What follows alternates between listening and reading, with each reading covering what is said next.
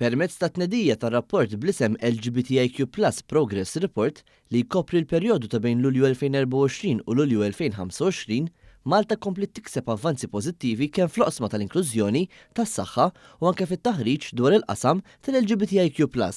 Tali kisbiet komplew jippermettu li pajjiżna jibqa' fil-quċċata fid-drittijiet ċivili minn fost il-pajjiżi kollha Ewropej, skont il-klassifika tal-Ilga Europe b'punteġġ ta' 89%. Permezz tal-istess rapport li ġie ppreżentat f'din il-konferenza fl-okkażjoni tal-Malta Pride 2025, ġew diskussi l-passi l qudiem li pajjiżna għamel f'dan il-qasam, flimkien mal-isfidi li għadhom iridu jiġu indirizzati kif ukoll sfidi futuri li jistgħu jfixklu l-progress li diġà sar.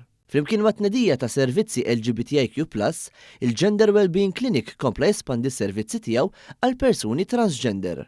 Minn barra hekk, ġew introdotti b'xejn il-mediċini PrEP u PEP bħala parti mill-Istrateġija Nazzjonali tas-Saħħa Sesswali.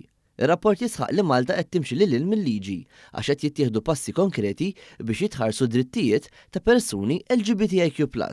Is-Segretarju Parlamentari għar-Riformi u l-Ugwaljanza, Rebecca Buttigieg, rimarkat li pajjiżna jrid ikompli jikber f'dak li għandu x'jaqsam ma' drittijiet ċivili, minkejja li l-ugwaljanza tinqabad f'taħdidiet populisti.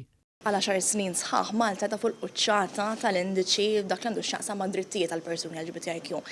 Din hija pożizzjoni li aħna gburin ħafna biha, però ġib ukoll responsabilità u b'dak kollu li għaddej madwar id-dinja Malta ser tkompli turi l-impenn tagħha sabiex tassigura illi kulħadd irrispettivament mill-ġeneru jew mill-identità tiegħu jiġi rispettat u Malta ser tibqa' tkun l-eżempju għal numru ta' persuni madwar id-dinja kollha.